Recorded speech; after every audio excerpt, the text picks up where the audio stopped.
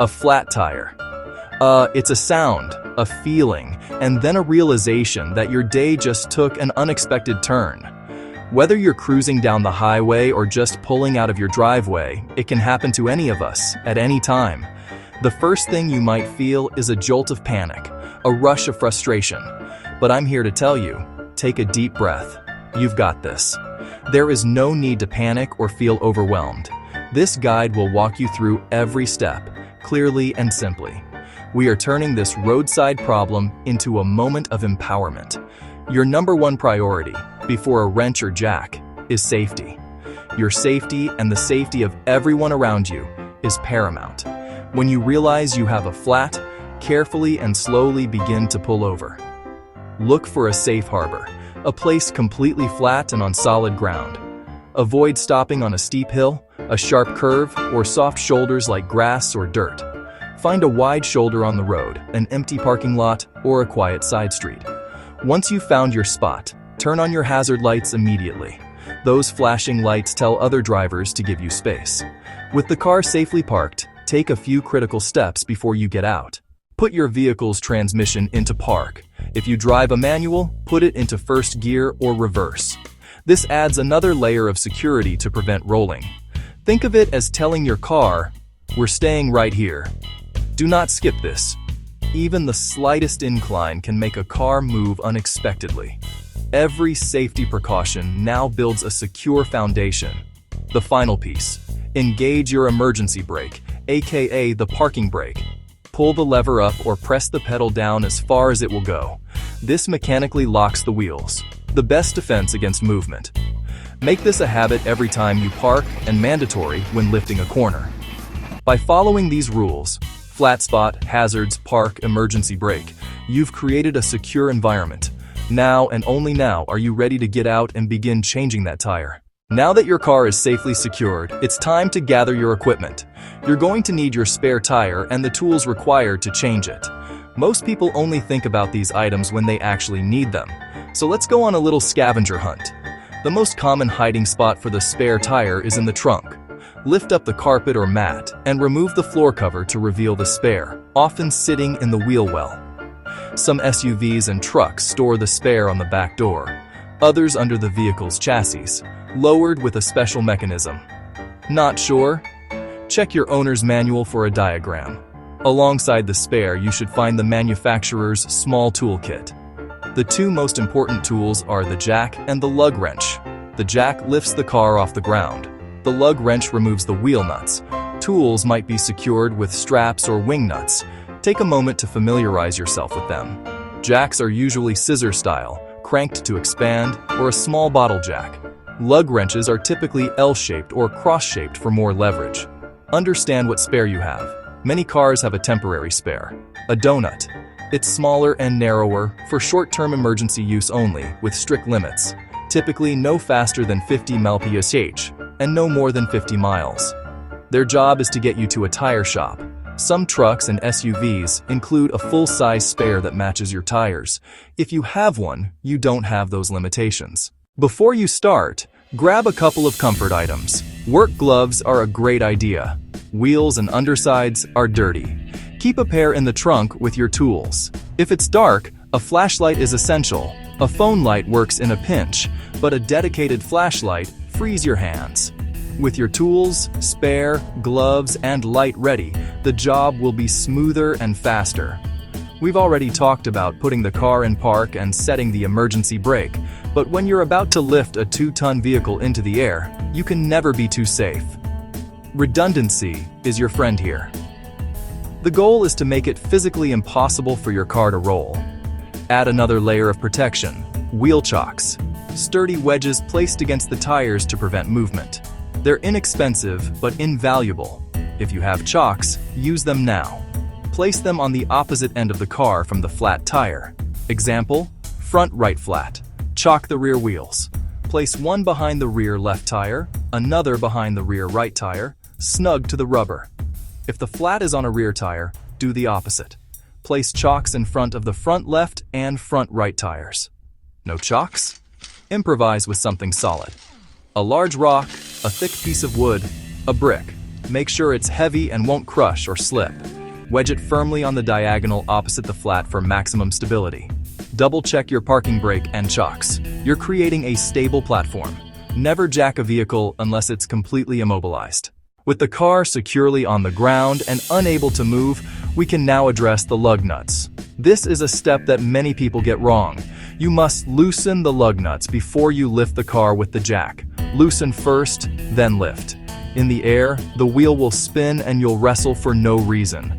Fit the wrench onto a lug. If your car has a hubcap, pry it off with the flat end. If there's a locking lug nut, use the special key from your toolkit. Once the wrench is on the nut, turn it counterclockwise to loosen. Righty-tighty, lefty-loosey. These nuts are tight. Expect force. Put your body weight into it. If arms aren't enough, use your legs. Position the wrench horizontal, pointing left, and carefully press down with your foot. Be steady. Don't jump. You only need to break the seal, not remove them. A quarter turn or a half turn will do. You'll often hear a creak as it breaks free.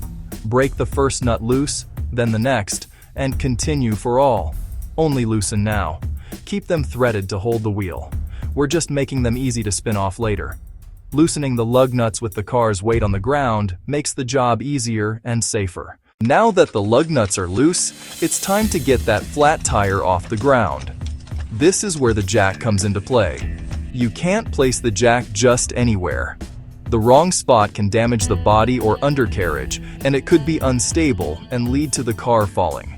All cars have reinforced jack points. To find them, consult your owner's manual. Typically, they're on the pinch weld, just behind the front wheels or just in front of the rear wheels, often marked by notches or arrows.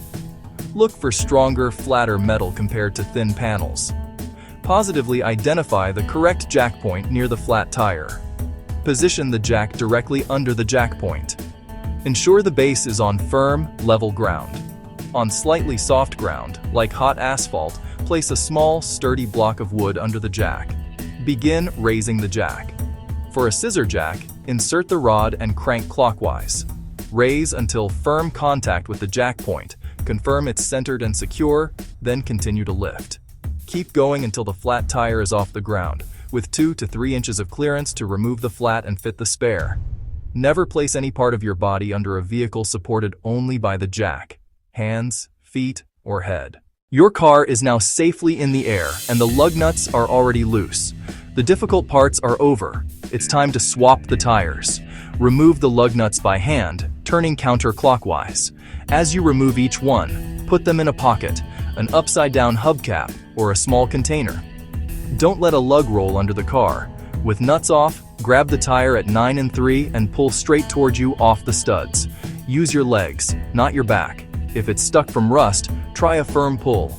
If it won't budge, strike the tire's backside, not the rim, with the heel of your hand or a rubber mallet. Once off, lay the flat tire down so it doesn't roll. Now pick up the spare. If it's a donut, it's lighter, but still handle carefully. Align the holes on the spare with the threaded studs. Line up the top hole with the top stud first, then rotate so the others slide through. Push the spare fully on until it sits flush. Thread the lug nuts on by hand, turning clockwise until snug. Do not fully tighten with the wrench yet. A few strong finger turns are enough for now. The final tightening happens once the car is back on the ground. The spare is on, and the lug nuts are hand tight. Now bring the car down. It's simply the reverse of lifting. Locate the handle or lever and operate in the opposite direction. For a scissor jack, turn counterclockwise. Lower the car slowly and carefully. Ensure the tire sits correctly on the ground. Continue lowering until the jack bears no weight, then remove the jack. You're not finished yet. The lug nuts are still only hand tight. Place the wrench on a nut. Tighten in a specific sequence so the wheel mounts evenly. Use a star pattern or a crisscross pattern. Tighten one nut, then the nut directly opposite. Move to another, then its opposite. Repeat until all are snug.